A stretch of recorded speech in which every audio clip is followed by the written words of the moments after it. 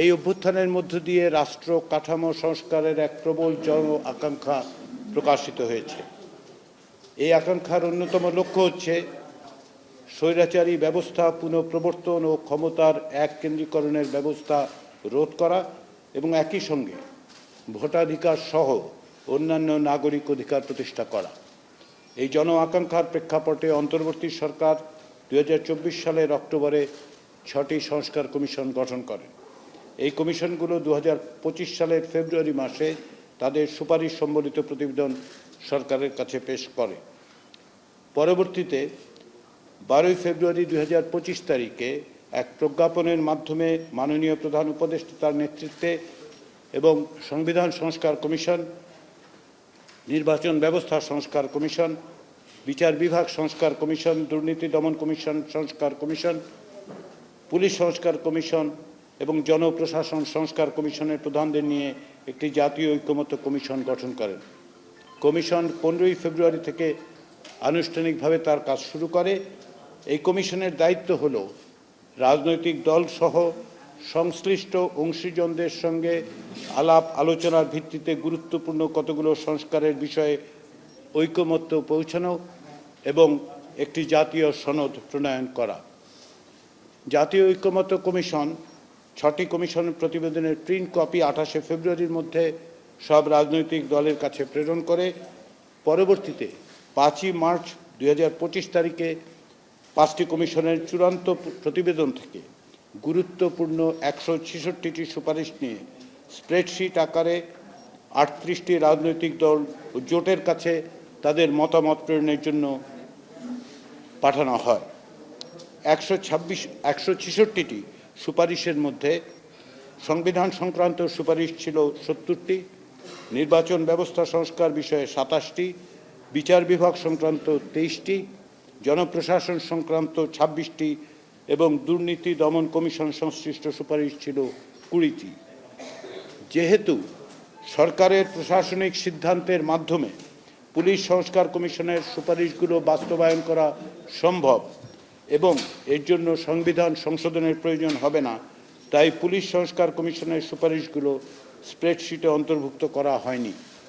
এছাড়াও এসব কমিশনের যেসব সুপারিশ আইনি এবং প্রশাসনিক ব্যবস্থার মাধ্যমে আশু বাস্তবায়ন করা যায় তার একটি তালিকা সরকারের কাছে কমিশনের পক্ষ থেকে প্রেরণ করা হয়।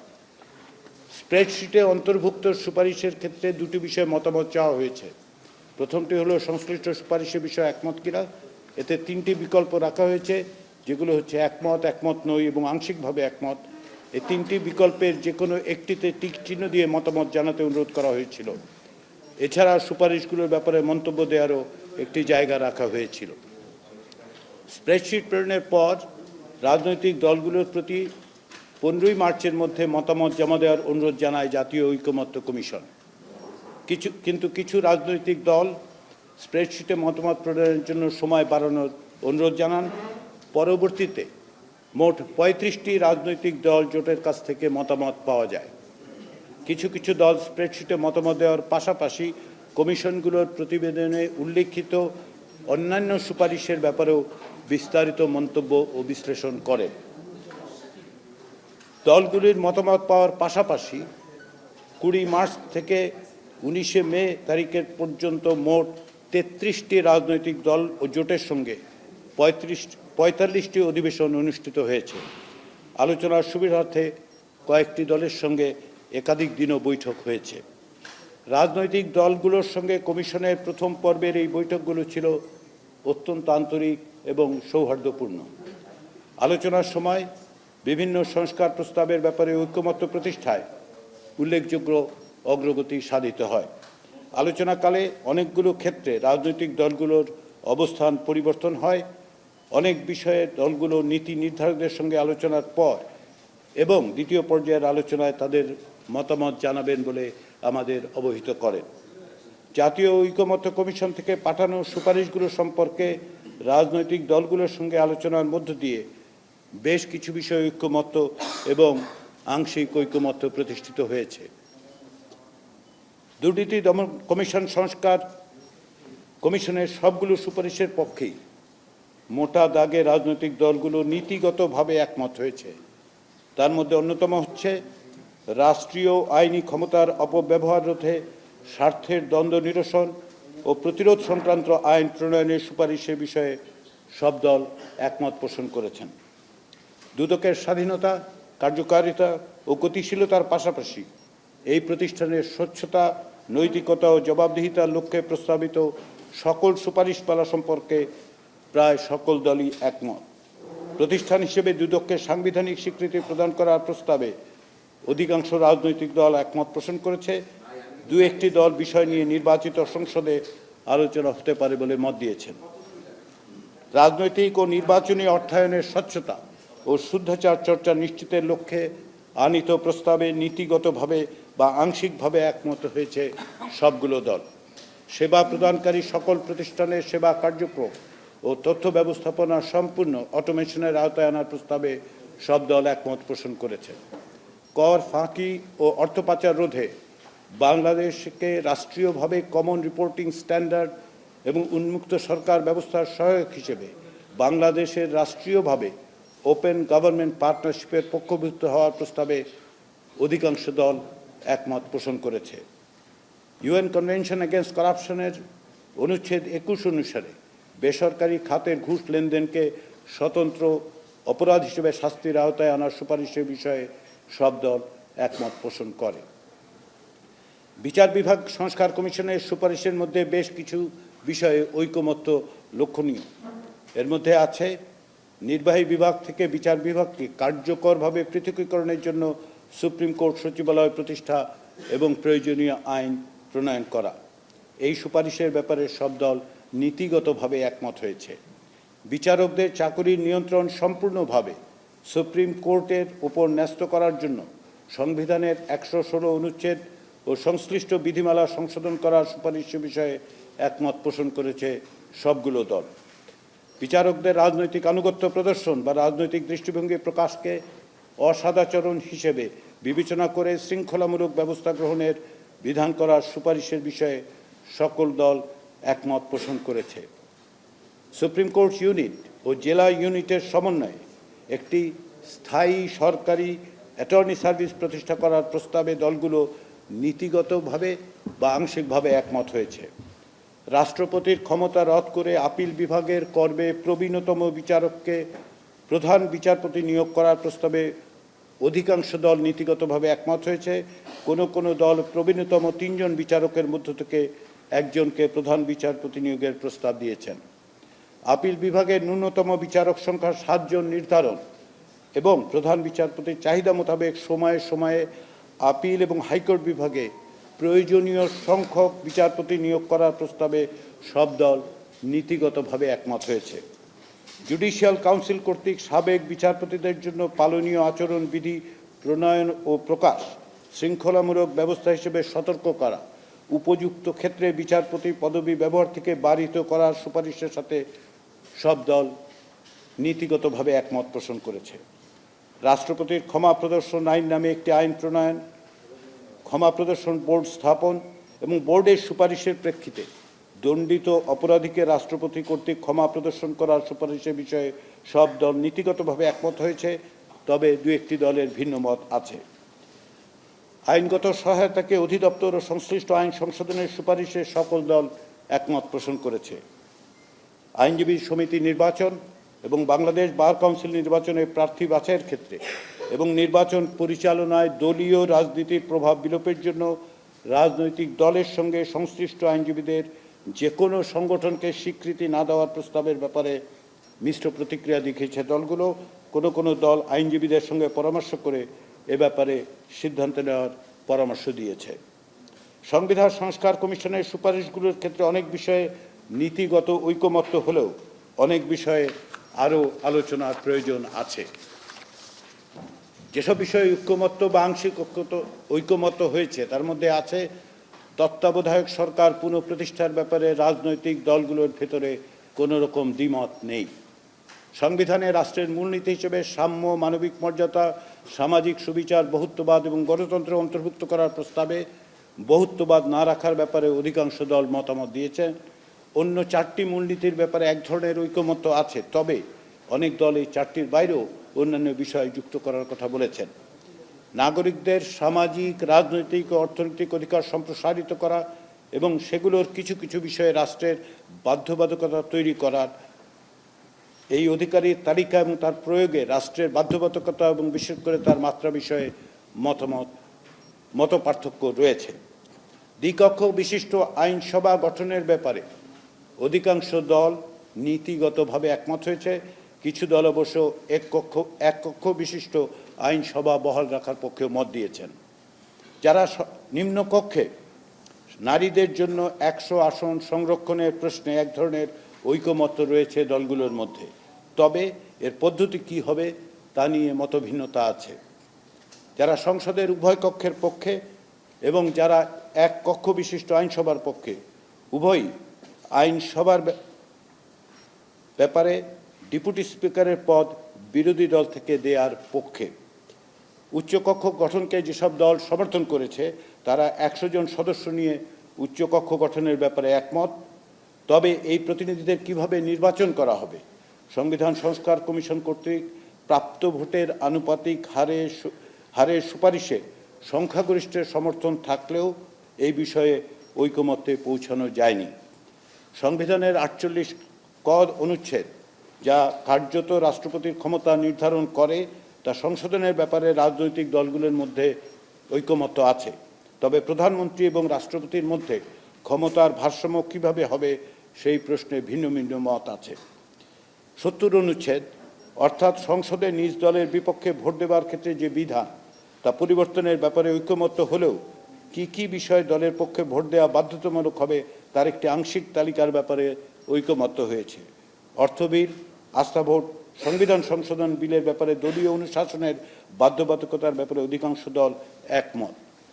এর অতিরিক্ত আরও কিছু যুক্ত করার, যেমন রাষ্ট্রীয় নিরাপত্তা বিষয়ক বিল যুক্ত করার জন্য কিছু দলের প্রস্তাব আছে।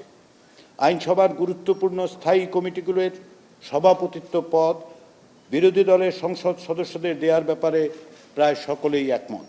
এই মর্মে বিশেষ কয়েকটি কমিটি, যেমন public accounts committee, estimate committee, public undertaking committee, privilege কমিটির সভাপতিত্ব বিরোধী দলের কাছে দেওয়ার বাধ্যবাধকতার আরোপের ব্যাপারটি বিবেচনায় আছে। এই তালিকা থেকে স্পষ্ট বেশ কিছু গুরুত্বপূর্ণ সাংবিধানিক প্রশ্নে এখনও ঐকমত্যে পৌঁছানো যায়নি।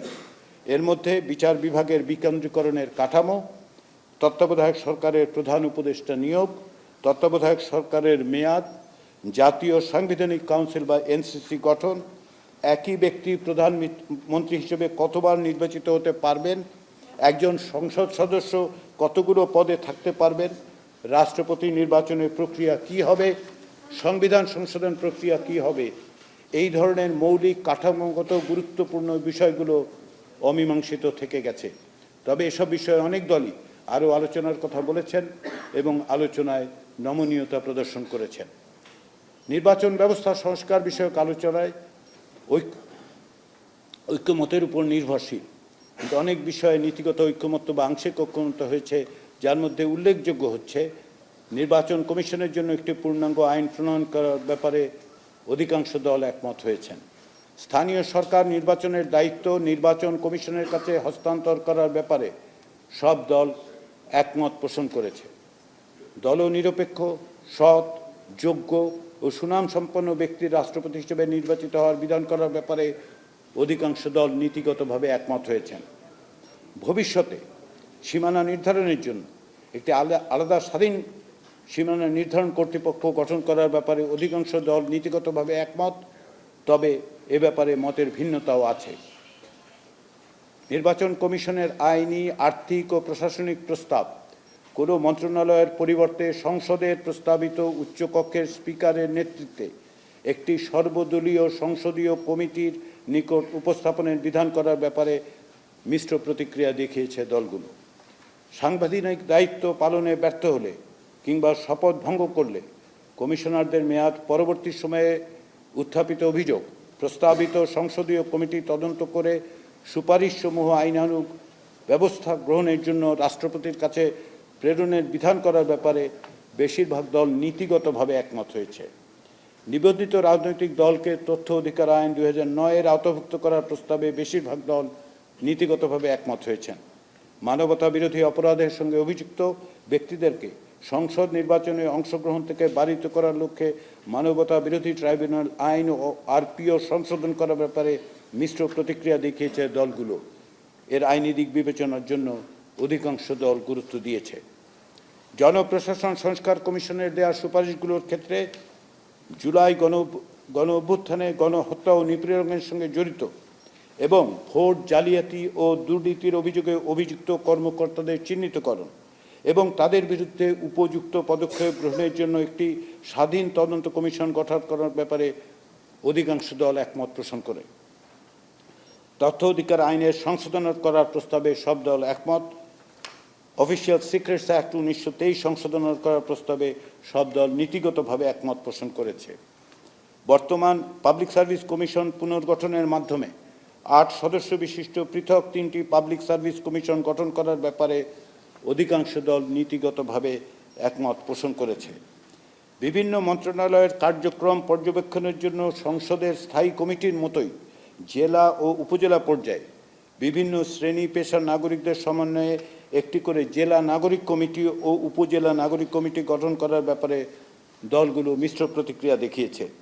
সুপ্রিম কোর্টের সাথে পরামর্শক্রমে উপজেলা পর্যায়ে দেওয়ানি ও ফৌজদারি ম্যাজিস্ট্রেট কোর্ট পুনঃস্থাপন করার অধিকাংশ দল নীতিগতভাবে একমত পোষণ করেন।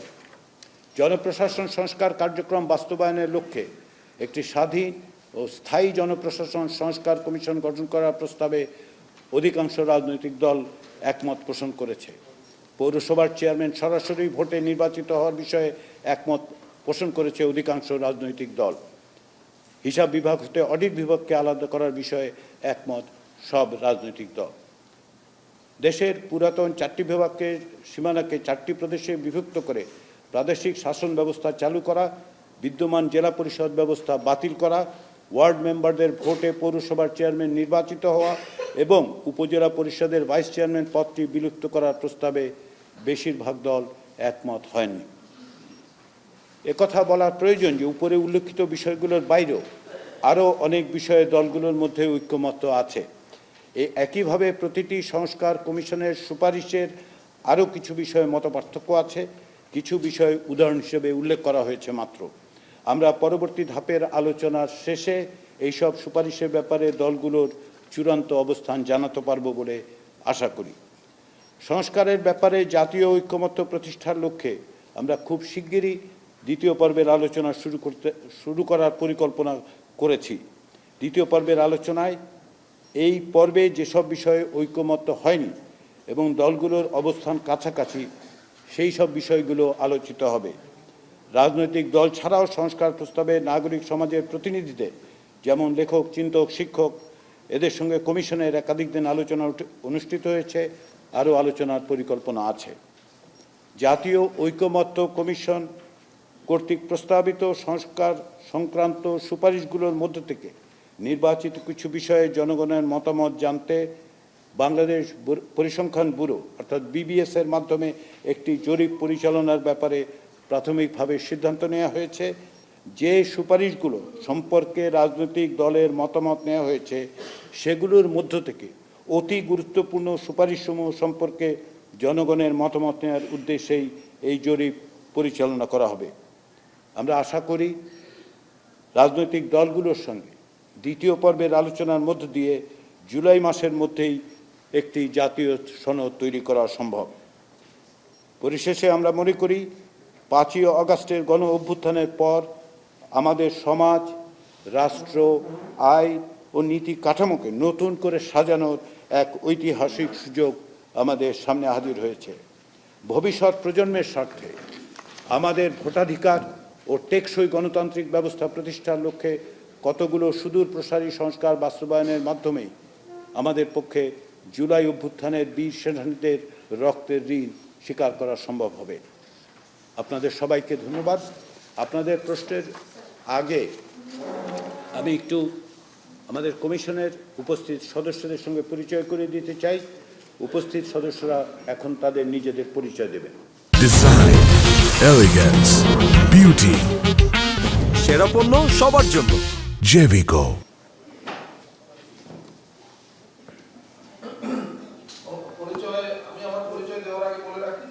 কিন্তু পূর্ব ঘোষণা অনুযায়ী এই 6টি কমিশনার করতে পারেননি, সেখানে ওই কমিশনার 2জন সিনিয়র সদস্য এখন জাতীয় ঐক্যমত্য কমিশন। আমি মনির হায়দার, আমি প্রধান উপদেষ্টা বিশেষ সহকারী এবং জাতীয় ঐক্যমত্য কমিশনের একজন সভাপতি। আমি সফররাজ হোসেন, জাতীয় সদস্য এবং পুলিশ কমিশনের প্রধান ছিলাম। আমি বলিউল আলম মজুমদার, আমি নির্বাচন ব্যবস্থা সংস্কার কমিশনের প্রধান ছিলাম এবং এখন জাতীয় ঐক্যমত্য কমিশনের সদস্য। জাতীয় ঐক্যমত্য কমিশনের সদস্য। আমি মোহাম্মদ আলী কমিশনের সদস্য হিসেবে কাজ করছি। আমি এমদাদুল হক, বিচার বিভাগ। এখন আপনাদের পক্ষ থেকে উত্থাপিত কয়েকটি প্রশ্নের উত্তর দেওয়ার চেষ্টা করব।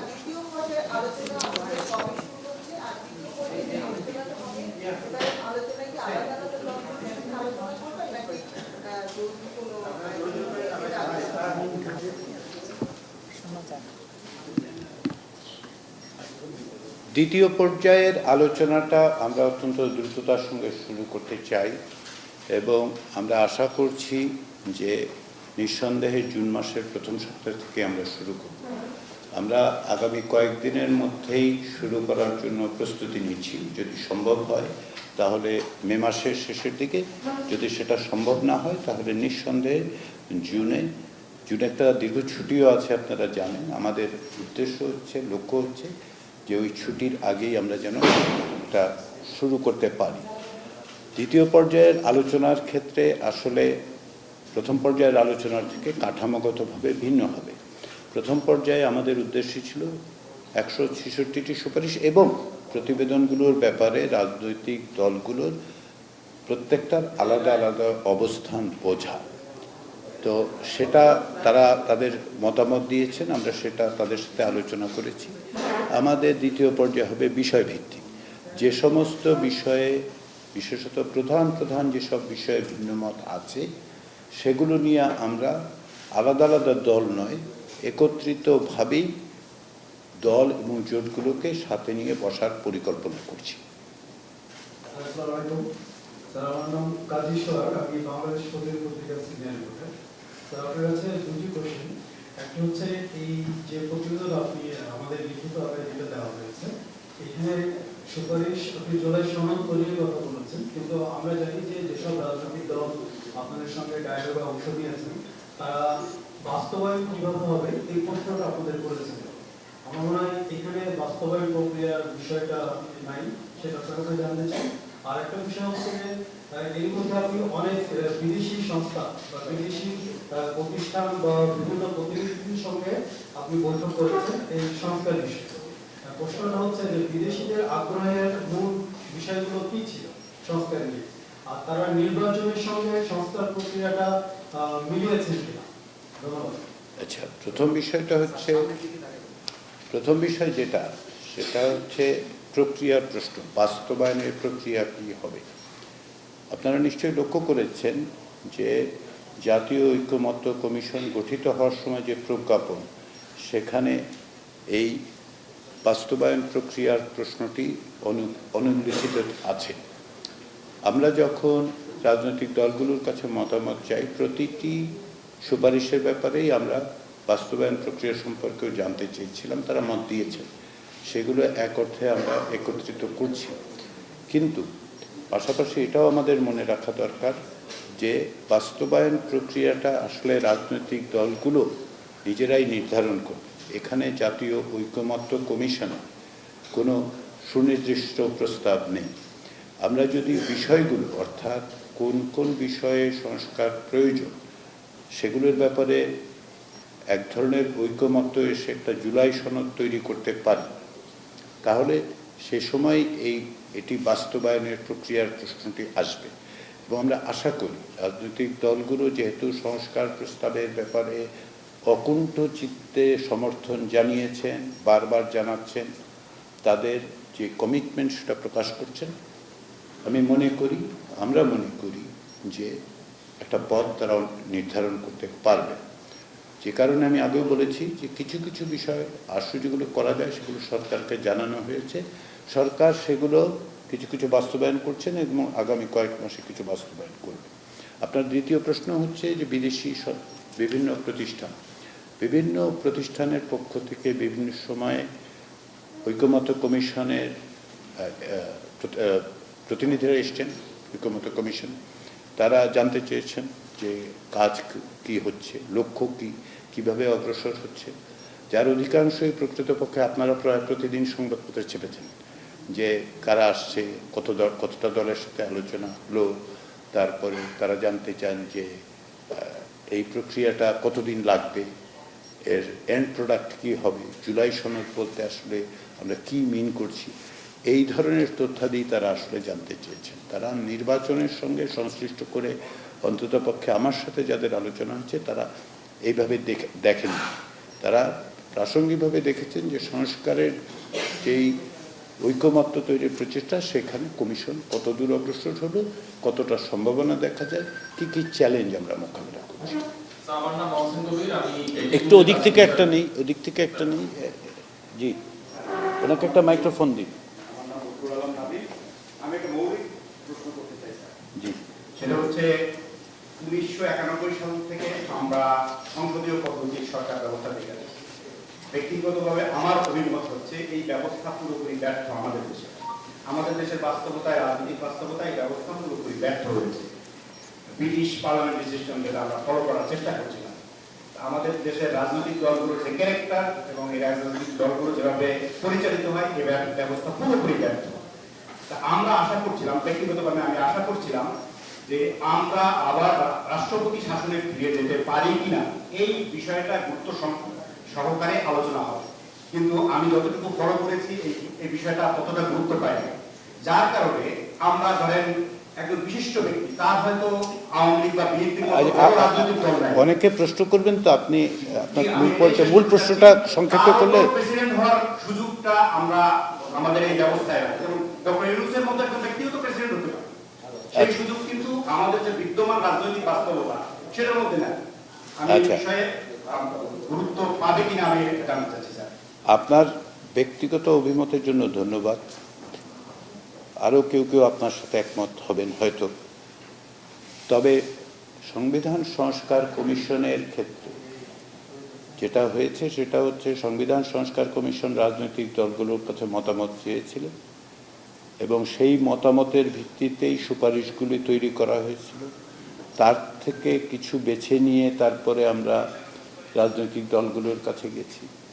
এই প্রক্রিয়ার মধ্যে অত্যন্ত স্বল্প সংখ্যক দল, আমার স্মৃতি যতটুকু আমাকে সাহায্য করছে, প্রেসিডেন্ট পদ্ধতির কথা বলেছে, রাষ্ট্রপতি শাসিত ব্যবস্থার কথা বলেছে। ফলে সংখ্যাগরিষ্ঠের দিক থেকে এবং বাংলাদেশের রাজনৈতিক যেই ধারাবাহিকতা তার দিকে বিবেচনা করেই আমরা parliamentary system, Westminster style parliamentary সিস্টেমের কথা এবং তারই আলোকে সমস্ত রকম সুপারিশগুলো দেওয়া হয়েছে। যে সমস্ত সুপারিশ এসেছে তার ভিত্তিতে আলোচনা হয়েছে এবং প্রকৃতপক্ষে যে সমস্ত রাজনৈতিক দলের সাথে আলোচনা হয়েছে তারা আলোচনা টেবিলে রাষ্ট্রপতির শাসিত ব্যবস্থার কথা উল্লেখ করেন নাই। একটু মাইক্রোফোন দেন ওনাকে।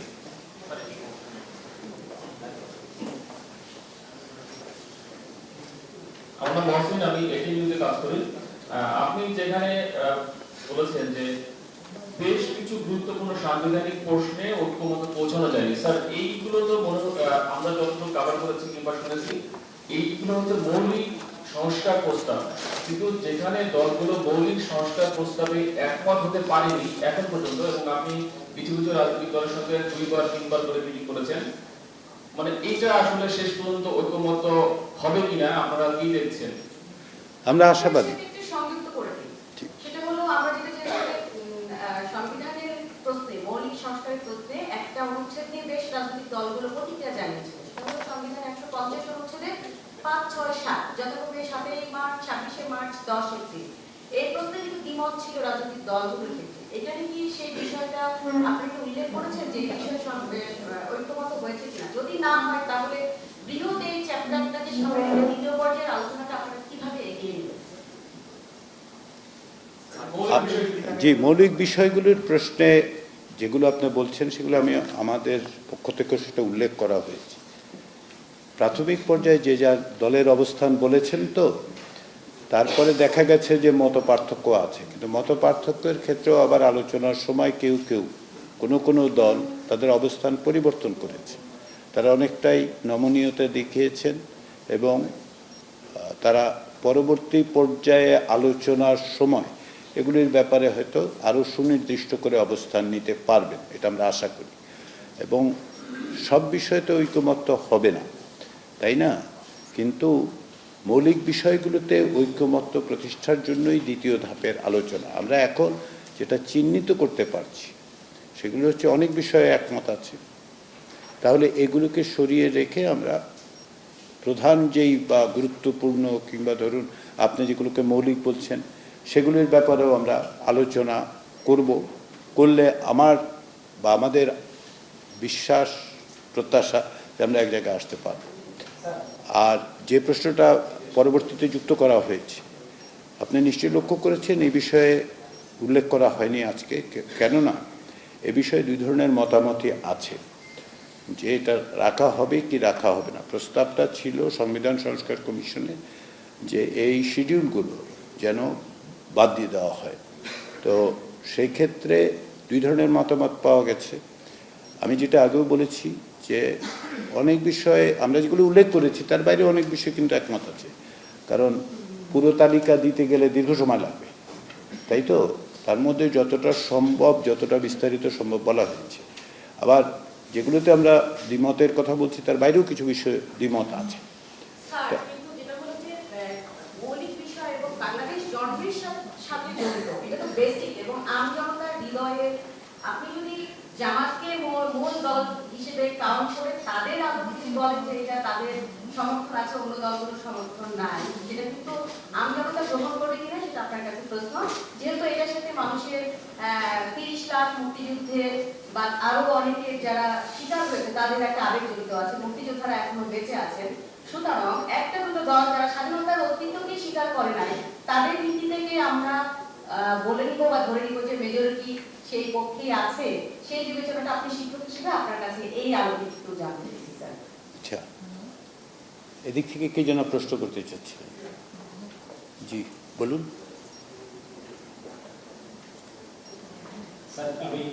একটা হচ্ছে যে আপনি সংবিধান সংস্কার কমিশনের প্রধান ছিলেন, আপনারা বলেছিলেন যে আপনাদের লক্ষ্য প্রধানত দুটি, একটা হচ্ছে যে ক্ষমতার ভারসাম্য, আর একটা হচ্ছে যে মানে একটা যাতে সাংবিধানিক এক যাতে না হয়।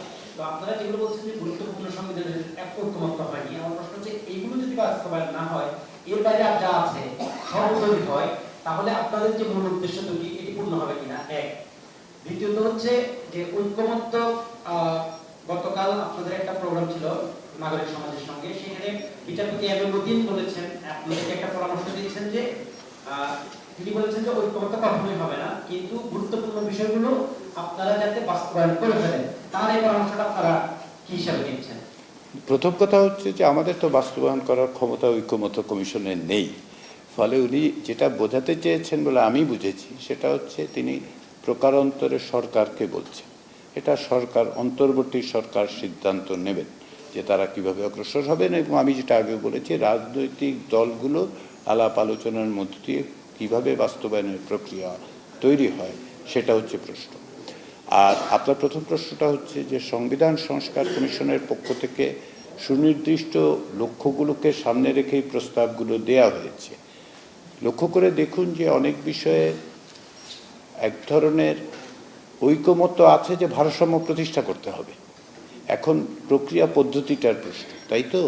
তো এটা আমরা দ্বিতীয় পর্যায়ে আলোচনায় নিঃসন্দেহে আমি আশা করি অন্তত পক্ষে যে আমরা খানিকটা অর্জন করতে পারবো। আপনি যদি এগুলি অর্জিত না হয় তাহলে একেবারে মৌলিক কাঠামোর দিক থেকে কত বড় পরিবর্তন তৈরি হবে সেটা আপনার বিশ্লেষণের প্রশ্ন। গণমাধ্যম হিসেবে আপনারা করুন এবং রাজনৈতিক দলগুলোর সাথে কথা বলুন। আমাদের দিক থেকে সংবিধান সংস্কার কমিশনের পক্ষ থেকে প্রস্তাব এসছে, অন্যান্যদের কাছে আমরা সেটা পৌঁছে দিয়েছি, রাজনৈতিক দলগুলোর সাথে আলোচনা করছি। আমরা আশা করি যে তারাও এটা বুঝবেন, আপনি যেমন বুঝছেন সেই অর্থে তারাও এক জায়গায় আসবেন এবং সেই ভিত্তিতেই আসলে অগ্রসর হওয়া যাবে। স্যার, আমার একটা প্রশ্ন ছিল।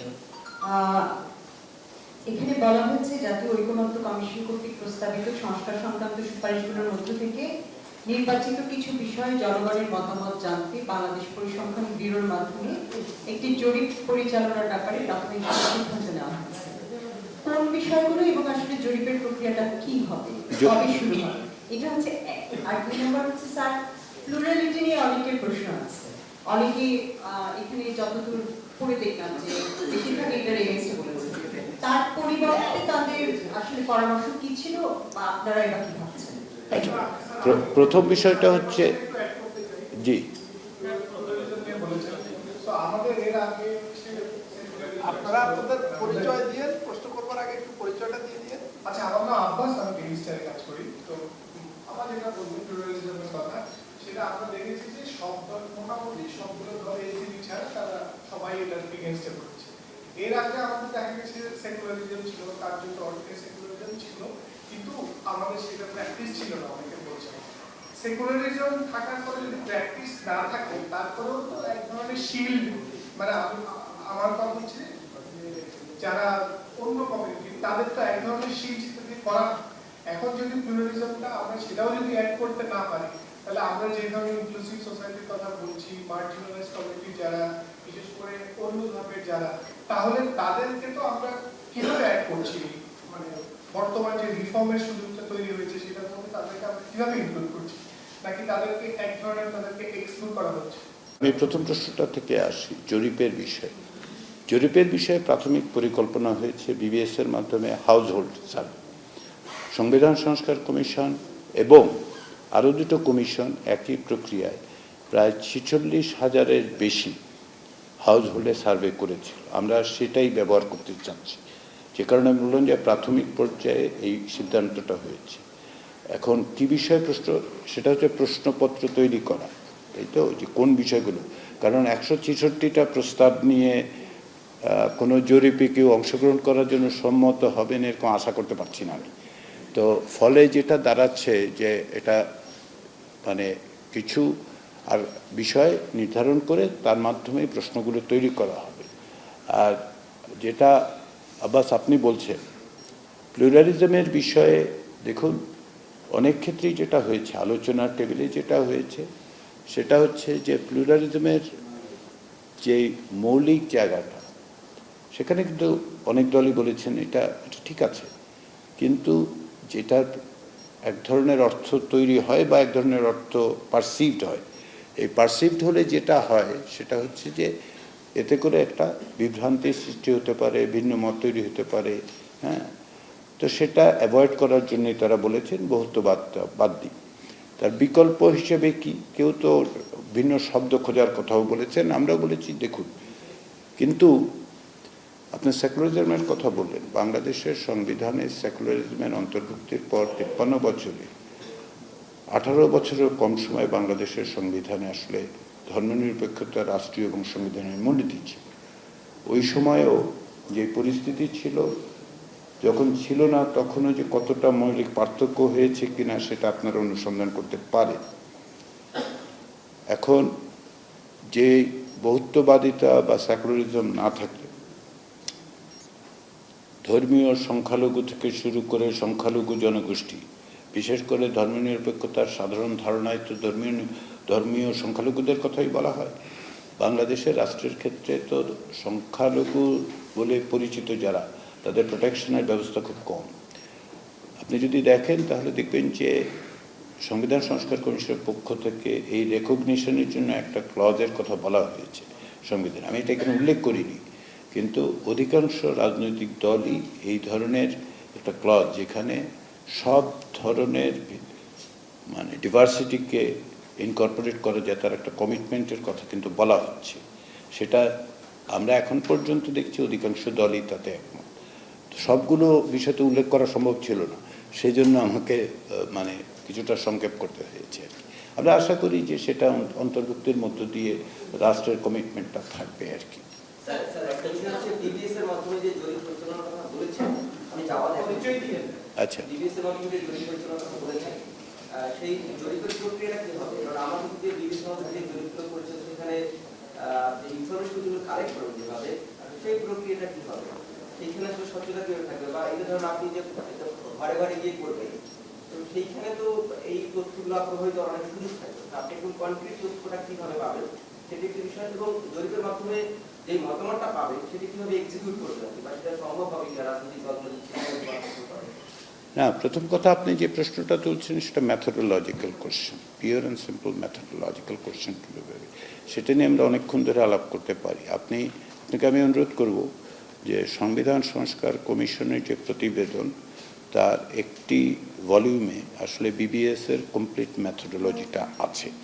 ফলে আমরা এটা নিশ্চিত করেই বলতে পারি যে ওইটা আসলে রিপ্রেজেন্টেটিভ স্যাম্পলিং, 46,000 হাউসহোল্ডের যেটা, এটা রিপ্রেজেন্টেটিভ স্যাম্পলিং এবং মানে খুব ভালোভাবেই টেস্টেড যে এটা ওয়ার্ক। এবং তাতে তিনটা কমিশন করেছে এবং কোনো ত্রুটি বিচ্যুতি ধরা পড়ে নাই। তাতে করে আমরা বুঝতে পারি যে এটা আসলে গ্রহণযোগ্য গবেষণা পদ্ধতি ব্যবহার করা হয়েছে। এটার বাস্তবায়নের ক্ষেত্রে যেটা এক্সিকিউট করা, এইটার লক্ষ্য তো হচ্ছে জনগণের মতামতগুলো জানা, যে তারা কিভাবে, তাদেরও তো একটা ইনপুট থাকতে হবে, সেই বিবেচনার থেকেই এই ইনপুটটা নেওয়া হচ্ছে। তো যদি আমরা জাতীয় ঐক্যমত কমিশন যদি দেখে, জাতীয় সনদে ওইগুলি অন্তর্ভুক্তের ব্যাপার আছে, কারণ আমরা তো যেগুলো জাতীয় সনদে অন্তর্ভুক্তির কথা বলছি সেগুলি নিয়েই তাদের কাছে প্রশ্ন করছি, ফলে তাদের মতামতের এক ধরনের প্রতিফলন তো অবশ্যই থাকবে বলে আমরা আশা করি আর কি। স্যার, আমি একটু জানতে চাচ্ছিলাম, সেটা হচ্ছে যে মানে এই যে সংস্কার সবকিছু, একটু আপনার পরিচয় দিয়ে মাইক্রোফোনটা। আমি আছি বিজনেস টাইম।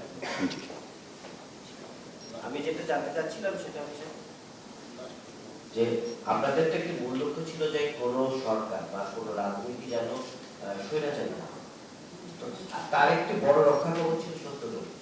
কিন্তু আমরা দেখছি যে এখানে অর্থবিল, আস্থা ভোট, সংবিধান সংশোধন, তারপর জাতীয় নিরাপত্তা, সবকিছুতে আসলে এগুলোর মধ্যে ফেলে দেওয়া হয়।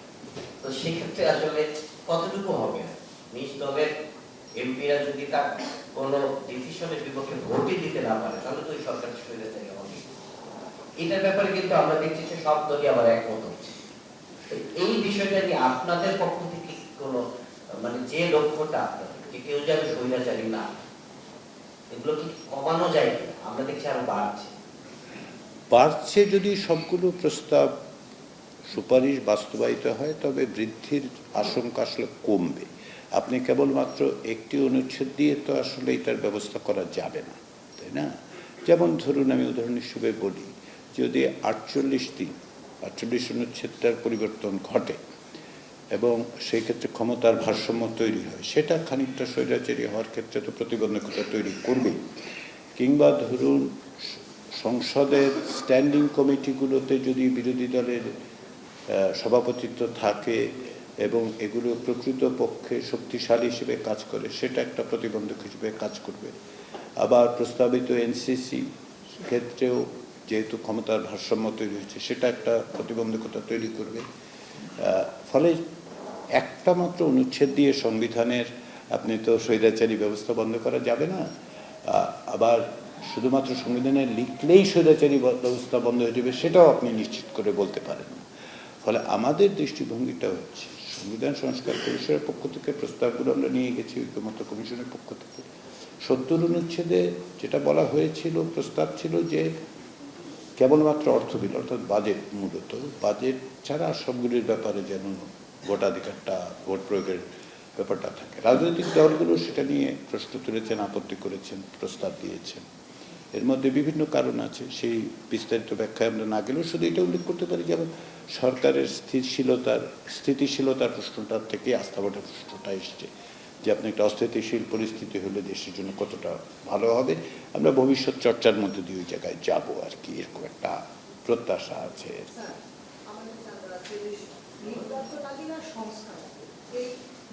আলোচনার মধ্য দিয়ে কিন্তু সংস্কার কমিশনগুলো কাজ করছে, ঐক্যমত্য কমিশন কাজ করছে, ঐক্যমত্য কমিশন তাদের আলোচনা অনেক দূর এগিয়ে গেছে। কিন্তু আমার জানার বিষয় হলো যে, যেহেতু নির্বাচনের একটা তাগিদ রাজনৈতিক দলগুলোর মধ্যেও আছে।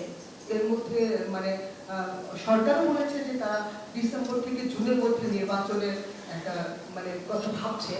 এখন সংস্কারের ক্ষেত্রে নির্বাচন কেন্দ্রিক কোন কোন সংস্কার যেগুলো না হলেই না, রাজনৈতিক দলগুলো কিন্তু বলেছে যে তাদের তাগিদ ছিল, সুশীল সমাজে বলেছে নির্বাচনকে কেন্দ্র করে নির্বাচনের আগে যে সংস্কারগুলো না হলেই না সেইগুলোকে গুরুত্ব দেয়া।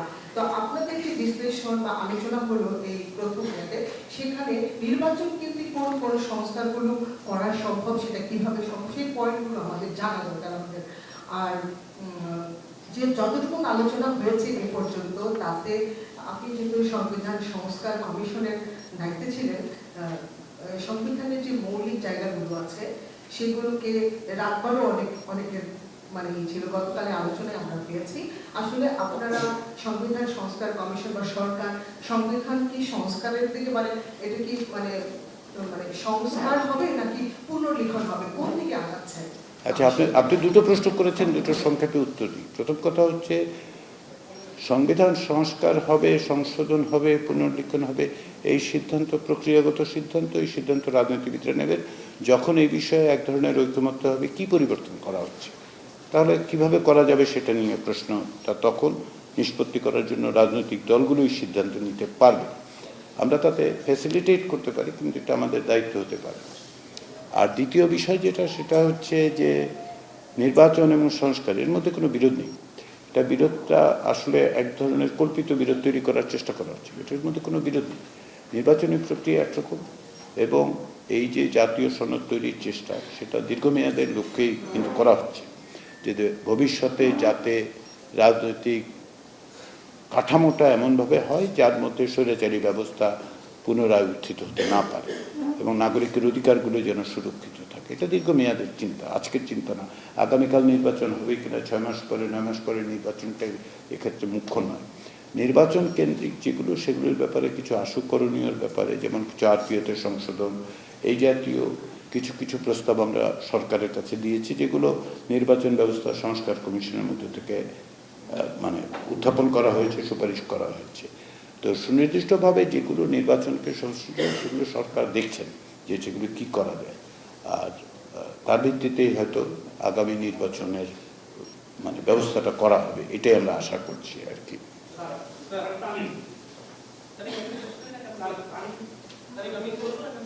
এক মিনিট এখান থেকে নেই একটু।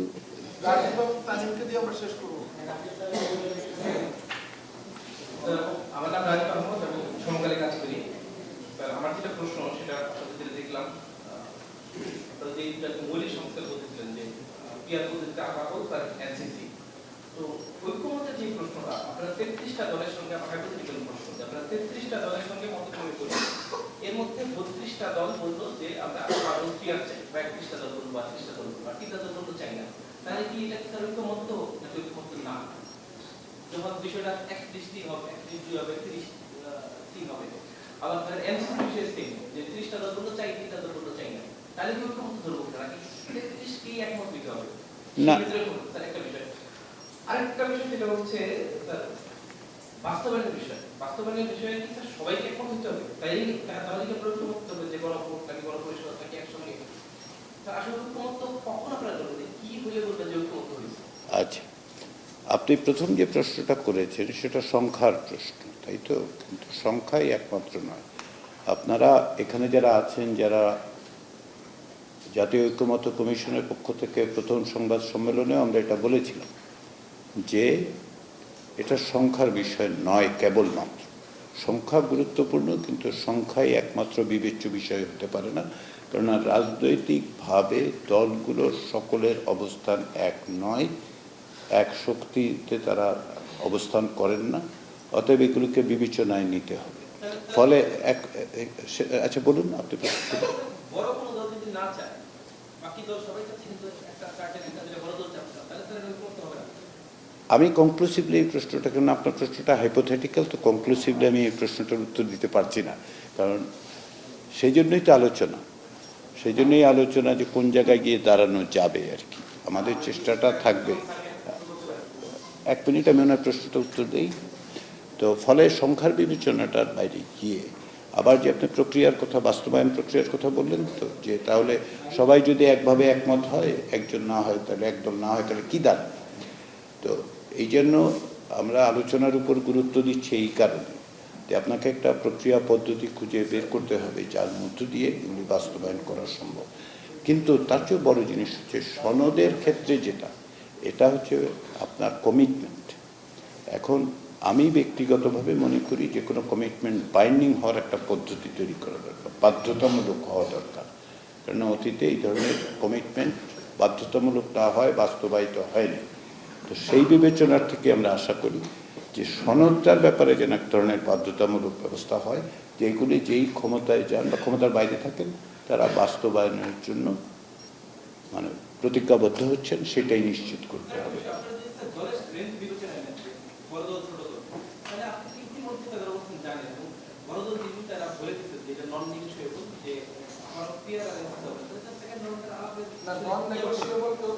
আলোচনা টেবিলে কেউ নন নেগোশিয়েবল বলেননি। বাইরে কি বলেছেন সেটা তো আমরা তো আলোচনার টেবিলে দেখব না। একটু অন্যদের একটু প্রশ্ন করার সুযোগ দিই।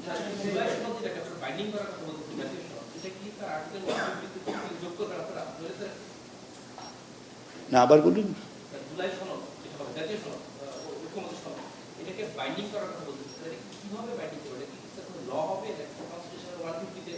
বাইন্ডিং এর ব্যাপারে আগে রাজনীতিবিদদেরকে একমত করতে হবে তো, যেটা বাইন্ডিং হবে সেটা তো আমি সেটাই বলছি যে আমাদের তো কনস্টিটিউশনে অ্যাড করার ক্যাপাসিটি না। আমাদের প্রশ্ন হচ্ছে যে আমরা ঐকমত্য হওয়ার পরে সনদটাকে বাইন্ডিং করার জন্য বলছি। এখন রাজনীতিবিদরা নিশ্চয়ই একটা বাইন্ডিংয়ের পথ বের করবেন, সেটা গণভোট দিয়ে হতে পারে, সেটা আপনার লিগ্যাল ফ্রেমওয়ার্ক অর্ডার দিয়ে হতে পারে, সেটা আপনার ধরেন যদি এইরকম হয় যে এমন একটা ব্যবস্থা যে সংবিধান সভা তৈরি হলো, তারা প্রথমে এগুলি ইমপ্লিমেন্ট করলো। বহুবিধ পথ আছে, পথ একটা নয় আর কি, সেটাই আমরা বলতে চাচ্ছি। আপনি দ্বিকক্ষ সংসদের কথা বলছেন, এটা কিভাবে হবে? কক্ষটা উচ্চ কোর্টে যে ক্লিয়ার না করুন, তাদের দলের অবস্থানটা কি বেশিরভাগই উচ্চ কক্ষ কিভাবে হবে? আচ্ছা, এইটার ব্যাপারেই তো আমরা বললাম যে উচ্চ কক্ষ অধিকাংশ দল, কিছু দল ছাড়া অধিকাংশ দল দ্বিকক্ষ বিশিষ্ট পার্লামেন্ট চায়। পার্থক্যটা হচ্ছে যে আপনার আবার হচ্ছে কীভাবে কম্পোজিশনটা হবে সেটা নিয়ে বিভিন্ন মত আছে, তাই তো। তো আমরা এখন জানি যে সকলে একমত দ্বিকক্ষ। প্রথম রাউন্ডে আমরা বুঝতে পারলাম সব দল, কম বেশি সব দল, একেবারে সব দল গুণে তো বলা সম্ভব না, দু একটি দলের মতপার্থক্য আছে। তো আমরা সিদ্ধান্ত নিলাম যে আচ্ছা তাহলে এইটা একটা গুরুত্বপূর্ণ, সকল কম বেশি সকলে একমত। এখন পদ্ধতির প্রশ্নে বিভিন্ন জায়গায় আমরা দ্বিতীয় রাউন্ডে নিশ্চয়ই আলাপ আলোচনার মধ্যে দিয়ে আমরা বের করতে পারবো যে আসলে কোন জায়গায় সকলের কাছে গ্রহণযোগ্য একটা পথ তৈরি। আপনি একটা জিনিস চান, তো এটা বাস্তবায়নের পথও তো আপনার নিশ্চয়ই জানা থাকে, সেটাই আমরা বলতে চাচ্ছি। যাই হোক, আপনাদের সবাইকে আমি আন্তরিকভাবে ঐকমত্য কমিশনের পক্ষ থেকে ধন্যবাদ জানাই। আপনারা এই প্রক্রিয়ার সঙ্গে সবসময় যুক্ত থেকেছেন এবং আমরা আশা করি যে আপনাদের এই সহযোগিতা অব্যাহত থাকবে। আবারও জাতীয় ঐকমত্য কমিশন এবং কমিশনের প্রধান অধ্যাপক ইউনূসের পক্ষ থেকে আপনাদের সবাইকে শুভেচ্ছা এবং ধন্যবাদ।